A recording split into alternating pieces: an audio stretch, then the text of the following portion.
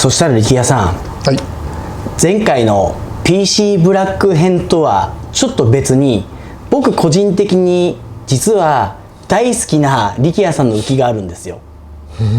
今ここにあるんですけどMAX-P、はい、力也の MAX パイプ、はい、この浮きです。皆さん MAX パイプ、今ここにあるのは4本だけですけど、僕この MAX パイプも全部購入させていただきました。ありがとうございます。この MAX-P、MAX パイプ、ぶら下げるセット釣りにすごい適してるなと思って、で僕この夏ヒゲセットをめちゃくちゃやったんですよ、各所で。はいはいはい。その時にこの MAX パイプを使ったら、もう釣りの歴上の先輩なんかに勝っちゃったんですよ俺。MAX パイプそっからハマっちゃって、いろいろと使わさせてもらったんですけど、本当にね、餌を投入して浮きが立ってぐーっと馴染んだ後にしっかりと当たるんですよ。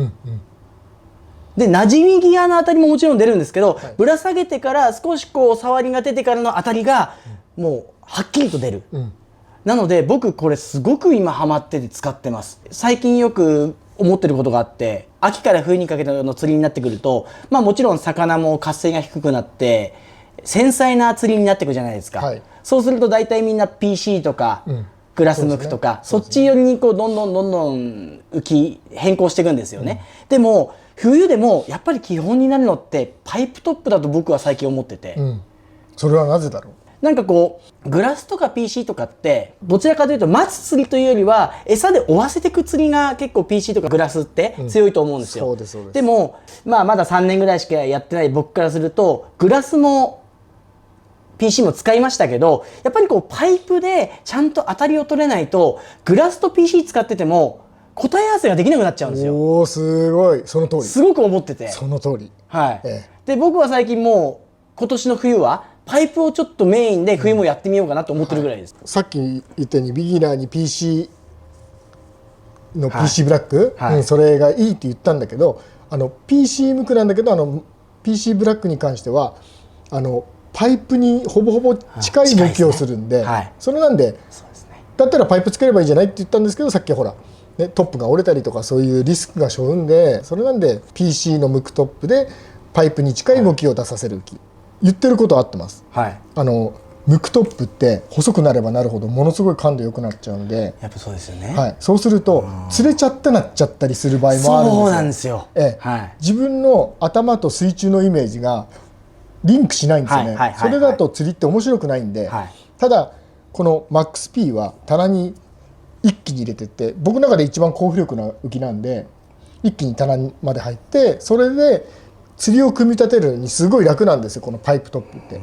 ここで触った、ここで当たった、そうですね。その代わりものすごい渋った時はピクリとも動かないかもしれないです。魚がある程度活性いい時はすごくメリハリのある動きをしてくれるんで、このパイプトップは。だから食い当たりすれ当たり触りっていうのをはっきり出させてくれるんで、それなんで多分金谷君は使いやすいんじゃないかなって思います、かなり重りしょうんで。重りしょいますねこれ、PC ブラックなんかより全然しょいますね。そうです、ただ一気にいくと今度突き上げとかそういう浮力のある浮きって戻りも強いんで、ただそうすると餌抜けが早かったりとか、魚がわーってくると今度ポンポンポンポンって肩の付け根で弾んじゃったりするんで、だから棚まで一気に餌を持っていくんですけども座らせなくちゃいけない。今度弾ませないような動きをさせるにはどうしたらいいかって言ったら、このカーボンなんですけど、このカーボンは 1.5 ミリの結構太いカーボンなんですよ、多分他の騎士の人って 1.5 ってあんま使わないですよね。この足ですよね、でそれをテーパーかけて作ってるんですけど、これで硬くて重いんですよ、このカーボンって。足こう触って持ったら、ね、他のと全然違うぐらい。あ、本当ですか。硬いですよ、こうやってキュッキュッキュッて曲げると。足がもしこれなくて、浮力だけで棚に持っていくと今度魚が来た時に弾んじゃうんですよ。ヘラブナって中層なんでカンカンカンカンって、そうすると収まり悪くなっちゃって、どれが食い当たりか分かんなくなるし、棚まで餌持っていく間にボディの付け根で餌やられちゃったりするんで、そうすると餌がうんと難しくなる、じゃあ棚まで一気に持ってった後どうするかって言ったら、今度弾まないような性能を持たせなくちゃいけないんで、そうすると足を硬くて重いカーボンにしたんです。でこれは本当に攻撃的ですね、結構。そうです。ドンって入れて、あとは自分の技量です。じゃあ本当にこの高活性時の釣り、そうです。だからヒゲなんかにはすごい適してるんですね。動画拝見させてもらいましたけど、早戸大池とか、はいあと筑波湖でやりましたよね。あの時に使ってる使い方、あれがそのままですよ。ベストなんですね。だからもし、視聴者さんがマックス P ってどういうふうに使うのって言ったら、あの動画の通りって言えばいや、そんなことあれが一番理想なんですよ。本当ですか。はい。肩で受けてる状態も何回かありましたけど、ありました見てて、はい、でもそれスルーしてましたよね。はい、あれ普通あそこでやられて終わっちゃうんですよ。ああ、そうなんだ。はい、自分の餌でもその肩の付け根でポコポコしてどうにもなんなかったら一晩手あげるだけなんで。作りも綺麗な浮きだし、しっかりとこう食い当たりを出してくれる浮きなんで、僕すっごい重宝してるんですよ、ヒゲセットで。でこれってちなみに両弾もいけるんですか？両弾も全然いけます。両弾の時って、じゃあどういった両弾の釣りがこのマックス P を使う時っていいんですかね？動画でやってるような釣りです。結局棚に入れて、あとはなじませて、ふわふわがドカンとかチクとか真ん中より下ぐらいで落ち取ったとするじゃないですか。はい、そしたらこの辺までしっかりなじましておいて、餌は乗っかるんで、はい、これだけ大きい浮きなんで。そうですね。トップも長いですもんね。長いです、はい、これはありえないです普通。そうですよね。バランス的に言ったら PC ムックとかつけないと折れちゃう。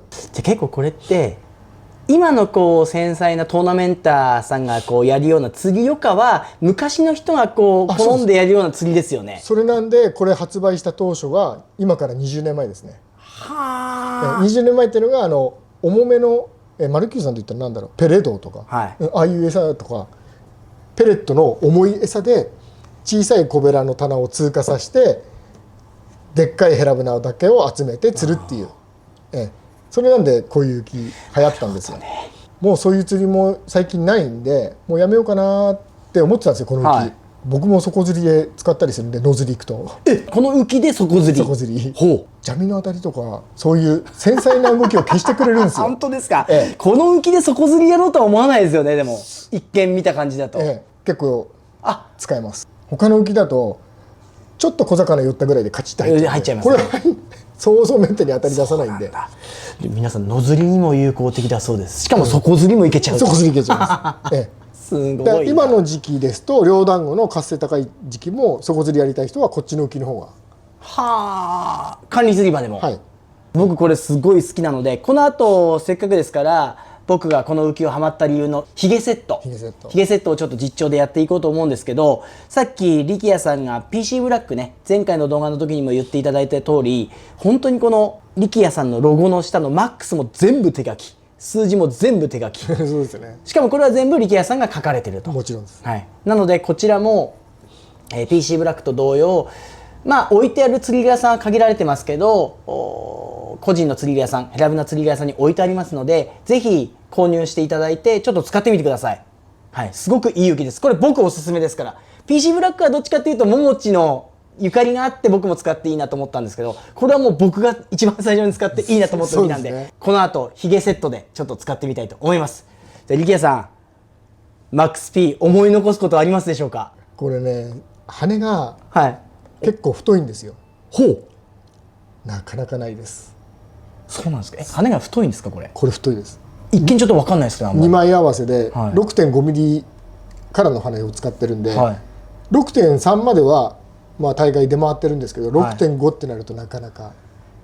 ちなみにその数ミリ変わっただけで何がこう違くなってくるんですか？もう浮力が全然変わって。やっぱ全然浮力が全く違うんですね。はい、コンマ 0.1 違うだけで全然変わるんで、簡単な説明すると6ミリの羽と6ミリの茅、全く同じものを用意するじゃないですか。はい、で重りも全く同じような重りを背負わせるじゃないですか。はい、沈めて、まあ絞りの関係もありますけど、沈めてからパッて離すと羽の方が戻り強いです。なるほどね。茅よりも。はい、それなんで PC ブラックはポコポコしない浮きなんでビギナーでも使いやすい。なるほどね。マックス P 使う時ってエ落ち結構3目とかで取るんですよ。ああ、いいと思います。この辺とか早田の時そうだったんですよ俺。はい、3目とか普段だったら俺4目、まあ、設定で4目ぐらい取るんですけど、僕3目とか2目ぐらい取っちゃうんですよ、このマックス P の時。すごく持つから。だって最初僕実験したんですよ。例えば僕いつも8番使ってたんですけど、この浮きで落ち取る時にじゃあ4目で最初取ってたんです、一番最初これ使った時は。そうすると餌つけてばらけつけてひげつけて投げても2名ぐらいしか馴染めないんですよ。そうだから結局そうもうちょっと馴染ませたいじゃないですか、やっぱり。どうできればやっぱりもうちょっと浮力殺して。だからそうなってくるとやっぱ3名とか2名ぐらいになっちゃうんですよ。そうです。それで合ってるんですね。合ってます。もっと餌をぶら下げたいって人ならここで落ち取ればいいんですよ。そういうことですよね。結局ぶら下げるってことはそれだけ魚が攻撃的になってないんで、だからぶら下げるんですよね。ただ魚が攻撃的で早い当たりをどんどん出すんだったら、そっか、どんどん上げていけばいいんですね。そういうことです。エオチを上で取るだけで。だから長いんだ。トップのストローク長いのって僕の木全般朝棚もトップ長いんですよ。それはエオチを変えるだけで、餌いじらないですよ。エオチを変えるだけで釣りがうんと楽になるんで。だから重りかまして出したり入れたりするだけで、釣りはもう楽になるんで。ありがとうございます。もうちょっとこれいい話聞けました。これ一番最後が一番いい話ですか、これ。あ、本当ですか。はい、すごく勉強になりました。長いの大きい板ってなるとトップ細くなってくるんですよね、先端。で小さくなるに従って太い。そういうことです。だんだんね、ちっちゃい板手になるほど先端が太いんですよ。そうです。これぐらい大きい木になるとトップ折れるリスクもありますけどね、トップそのまま太くすると折れるリスクもあるんで、ただテーパーかけることによってこれはもうボディがもう太いんで浮力があるんでボディが支えてくれます。これはなじませたいって言ってもボディはこんなもんじゃないですか。そうですね。これはそれなんでトップはなるべく太い方が抱えられるんで。なるほどね。最近のね管理釣り場でやってる人らはもしかしたらいやもっと違う釣りやりてよって言うかもしれないけど、結局でも多分これが僕基本だと思うんですよ。そうですね、パイプトップって一番基本かもしれない。だからぜひちょっと皆さんも今一度玄人の方は初心に帰って使っていただいて、初心者の方もこれぶっちゃけめちゃくちゃ使いやすいんで、ぜひ使ってみてください。じゃあリアさん、マックス P 実況いってみますか。はい、よろしくお願いします。じゃあよろしくお願いします。はい。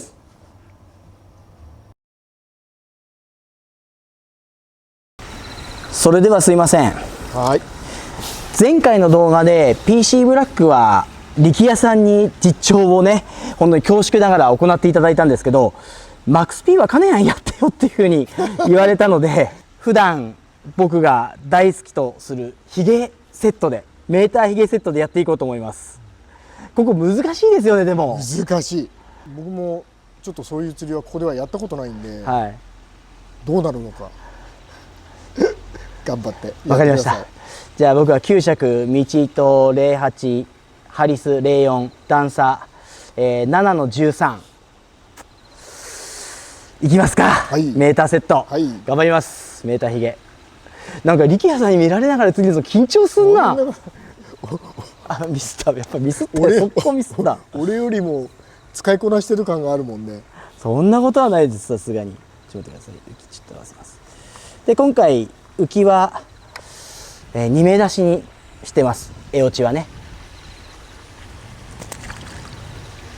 でも結構今バラケもしっかりつけてるんですけど、触ってる。やっぱりこのマックス P って一発じゃん。水中あたりでしたけどね、ちょっと、いやでもトップ出てから入ったから。あ、本当ですか。審判がいますから。でもそうこんな一発で釣れちゃうもんなんですか。いやないよね。あ、外れた。まあでも今上っ張り食ってた。はい、食ってましたね。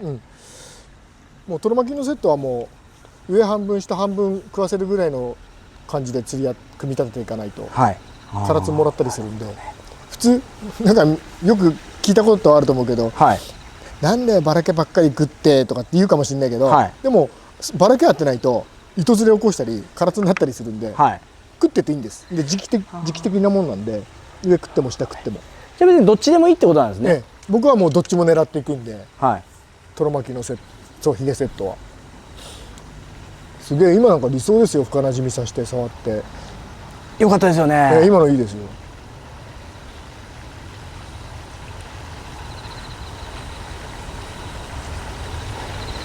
さっきご説明いただいた時にこのマックス P は肩でブレーキかけて、っていうふうに。おー、完璧じゃん。なんかもうちょっとあれよかった俺やんなくて今なんかトロ巻き食ってんじゃないの、下っ張り。あ、上っ張り。上っ張りだ。あれでも上っ張り、バラケ残ってんだ。そうですね。入ってるよね。入ってますね。食ってますね。一発じゃん。せっかく今ちょっとお話いただこうと思って話振ったのにしちゃったんですけど、いや俺より使いこなしてる。いやいやいさすがや、そんなことはないです。もうそんなことはないです。はい、これサーチメモリが2目出しなんで、はい、ああいう当たりになってるけど、はい、それがなんだろう、沈没気味の当たりが嫌いだったら一目出せばいいだけのことなんで、団子の方に食ってましたね。そうです。だから使い方的にはもう全然、はい、これが大体アベレージぐらいね。すげえ。あ、すごい、見てください、リケさん。何あれ、あ、カマキリだ。カマキリが邪魔してる俺の絵の、おいおいおいおい、まあまあまあまあ、これもこれで、まあまあまあまあ、なかなかないよね。でもこんなちょっと速攻釣っちゃったんで、なんか表紙付けしてるんですけど、いやちょっと決まったね今。僕なんかマックス P 使うと決まるんですよ。作者的には、は今みたいなのが理想なんですよ。いはい触らせながらなじませてって、で馴染んでからふわふわ触って、で触りと当たりってはっきり分かるじゃないですか。はいはい。食い当たりと触り、それがはっきり分かるので釣ってるから、僕はね作者的にはね理想なんですよ今の。なんかもうそんな恐縮です。ありがとうございます。いやいや本当そうなんですよ。でさっきちょっと聞きたかったんですけど、肩からブレーキをかけてっていうのはどういうことなんですか？肩からブレーキをかけてっていうよりも、餌自体がゆっくり馴染むように設計してある浮きなんで、はい、それなんで、棚にしっかり早めに馴染んでも、こうなんだろう、餌の馴染みがゆっくり入っていくから、それでどこに魚いるかっていうのをキャッチしやすいんで。それでああいうそうです、ことを言ってたんですね。スッて馴染むとなんだろう、情報量が少ないじゃないですか、はい、その馴染む途中の。はいはいはいはい。でもゆっくり馴染んでいけば、その途中で触ったり魚がちょっといたりすれば、その情報量が入ってくるんで。なるほどね。当然ゆっくり馴染めばみんないいっていうもんでもなくて、早く馴染んでもいい浮きもあるんですよ。はい、もうわきわきの時なんかは特にはいはいはいはいはい、なるほど。スッて入れた方がいいんで、はい、とろろってついてなきゃ食わないですもんね。そうでもあんだけ煽られると意外と抜けちゃうんで、はあ、それなんで抜け防止のためにくるくるって一瞬、一周くるって巻いちゃった方が、針の上を持って、それで下をくるくるくるって、こういうことですか？もう一回、それぐらいで多分抜け防止になるんで、そうするとどことなくうどんっぽくなりません？なりますね。なるほどね。そうすると当たりもはっきり出やすくなるんで。面白い。なるほど。ただちょんがけするだけじゃなくて、こういうちょっと一工夫でまた変わってくるってことですね。ちょんって作るだけでもいいんですけど、とろろがほらバッグから出したりあれなんかしてると、古くなってだんだん抜けやすくなっちゃうんで、そうした時の裏技技的みたいな、抜けにくくする防止の。なるほどね。それでも、それでやっとこれぐらいの抜けてないですもんね。さっきまでは全然なかったですもんね、とろろが。でもそうだな、いいな、マックスピー使うのか、この池でマックスピー使ったの初めてじゃないかね、これで理想的ないい当たりが出て、いい終わりをしたいんだけどな。おっ、ハリス飛んだんじゃないこれ？飛んでない？飛んでないか。今完璧でしたよね。今でもあんなんですよ、あれが理想。ふふふタンって入るの。いや今のはね、もう僕はねやったと思ったんですけどね。僕ら本当とろろ使う時っていろんなメーカーのとりあえず使って、その時にいいのがあったらそれでロットごと買っちゃってっつって、あとは風通しのいい涼しい場所に保管しとく。もう直射日光バッグの中も当然ダメなんで、はい、とろろはすぐダメになっちゃうって言いますよね。おおいおい、すげえ。金谷の釣りとろろ見たけど、初めて見たけどさ、これ釣れるわ。そうですか。これ釣れる。そういう釣りやってるんだったら。で崩れないね、そういう釣りやってれば。常に棚で餌を切ってるんで。はい。そうですね、いつも。崩れにくいんですよ、そういう釣りって。なるほどね。なるほどな。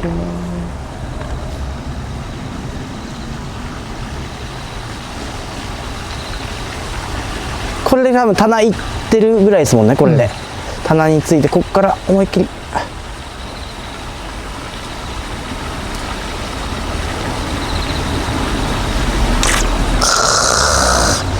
こんなんできすぎじゃんこれ。ありがとうございます。何これ。これ多分食ってんじゃないですか。下っ端でしょ。ほら下っ端だ。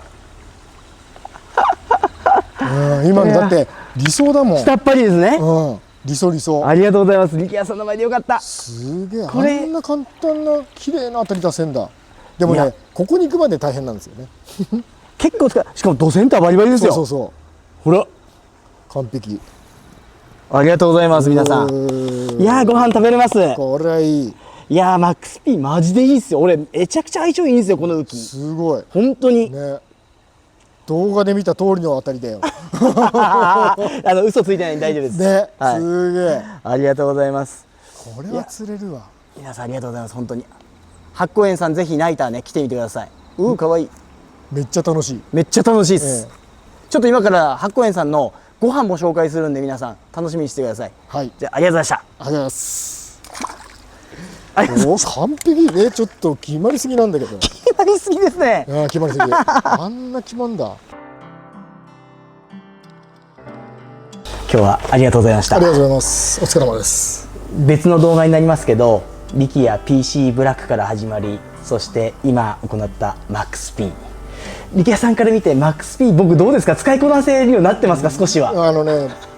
動画でも見たけど、僕より正直使いこなしてます。それはないです。僕作者側からして、はい、ああいう動きで釣ってもらうのが一番理想。見ててってもうしか出なかったね。結構いい当たり出ましたよね。いやもうすごい。あのボディで太いトップでああいうしっかりした当たりがほぼほぼズバ消しじゃないですか。そうですね。トップ2目出しとはいえ、普通は多分ね出ないんです。浮力だけを重視すると。